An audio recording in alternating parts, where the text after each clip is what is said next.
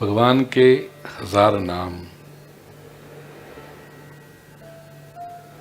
गुजराती में एक बहुत सुंदर भजन है, हरि तारा 6000 नाम, कया नामे लखवी कंकोत्री। तेरे 1000 नाम हैं प्रभु, किस नाम से तुझे निमंत्रण पत्र लिखे।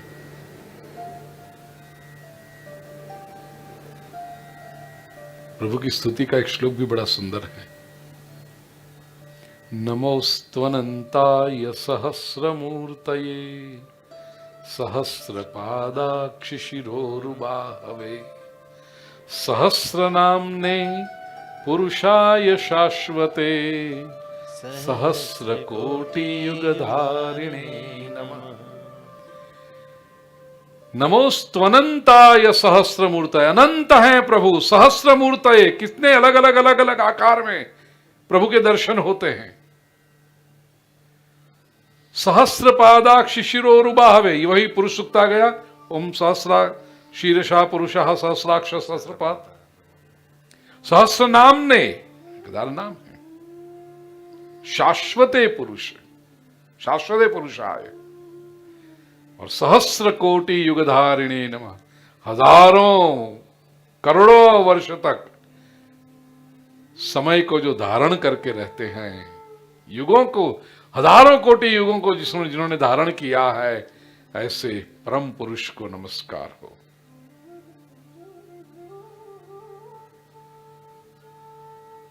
भगवत गीता के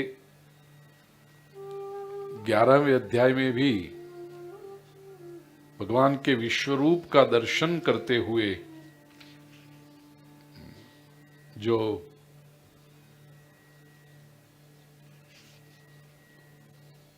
कहते हैं अर्जुन, 11वें अध्याय का 16वां श्लोक, अनेक बाहुदर वक्त्र नेत्रम पश्यामि त्वां सर्वतोऽनन्तरूपम्, नान्तं न मध्यं न पुनस्तवादिं, पश्यामि विश्वेश्वर विश्वरूप।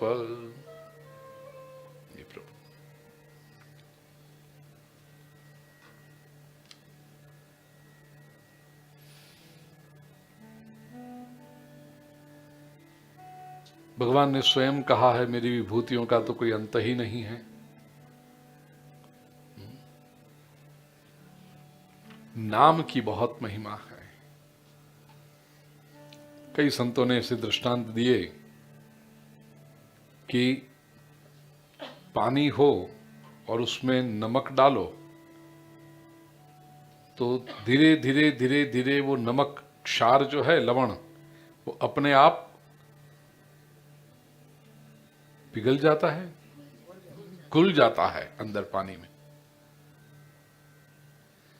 ऐसे भगवान के जो नाम है ना, वो जल के समान है, और उसमें हमारे पाप जब गिरते हैं तो धीरे धीरे धीरे धीरे अपने आप वो पाप अदृश्य हो जाते हैं, घुल जाते हैं।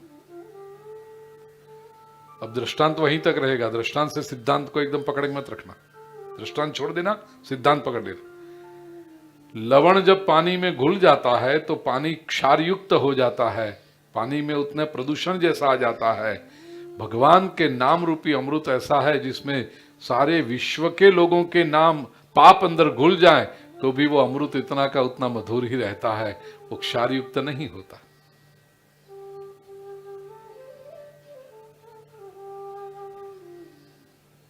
उपासना का क्रम जो हमारे शास्त्रकारों ने बताया है,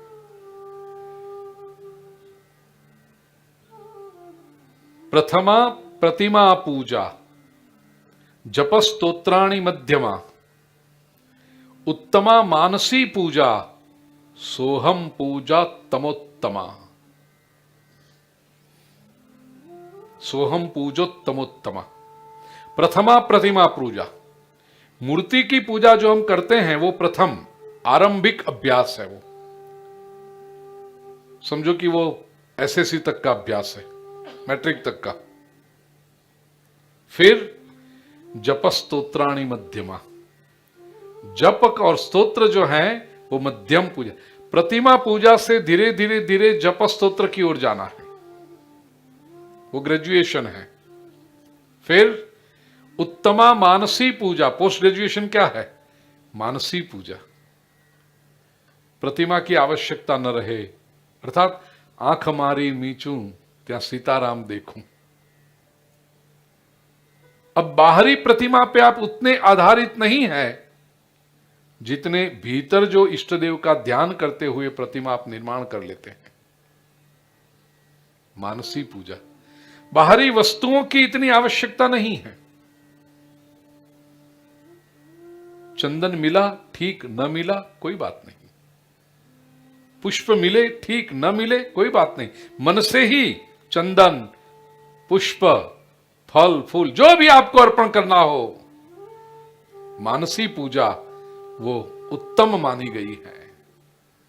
और सोहम पूजोत्तमोत्तमा अहं सह, निर्गुण निरंजन निराकार उस परम तत्व के साथ एकरूपता का अनुभव हो। अहम ब्रह्मास्मि, ये जो अनुभव हो और उसमें एक तारा लग जाए, वह पूजा उत्तमोत्तमा है। उत्तम से उत्तम, वो डॉक्टरेट है।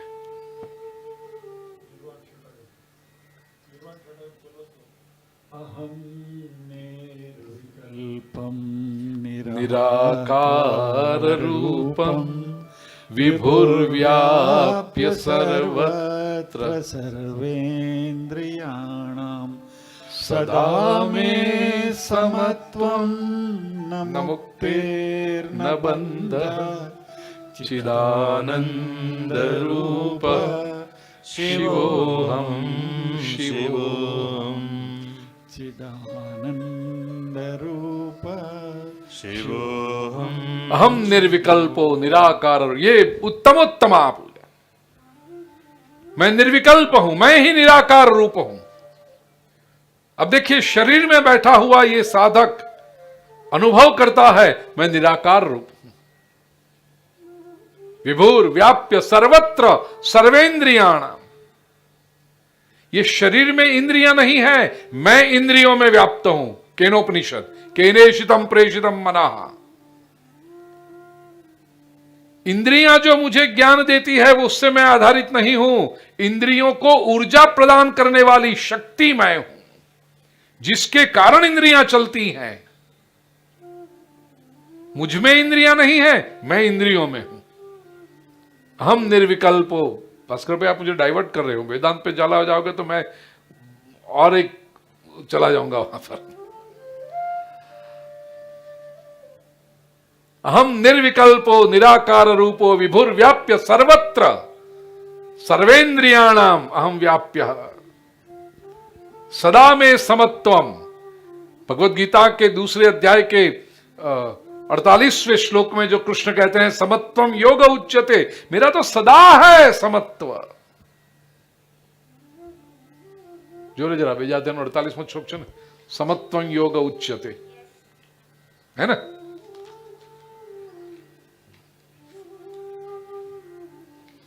सदा में समत्वम, ये मेरी स्थिति है। क्यों? क्योंकि चिदानंद रूप शिवोहम शिवोहम, चिदानंद स्वरूप। तो सोहम पूजोत्तमोत्तमा, सोहम की जो पूजा है वो उत्तमोत्तमा पूजा है, श्रेष्ठ पूजा है। प्रतिमा पूजा से, मूर्ति पूजा से आरंभ हुई यात्रा सोहम की आराधना, सोहम के अनुभव तक पहुंचती है। तो याद रखना, ये हमारे कई लोग मूर्ति पूजा, मूर्ति में ही भगवान नहीं मानते, वो तो अभी तक एडमिशन ही नहीं हुआ है उनका। क्योंकि प्रतिमा, प्रथमा प्रतिमा पूजा, जिसको मूर्ति में ही भगवान नहीं दिखाई पड़ते, उसका तो अभी आध्यात्मिक विश्व में प्रवेश ही नहीं हुआ है।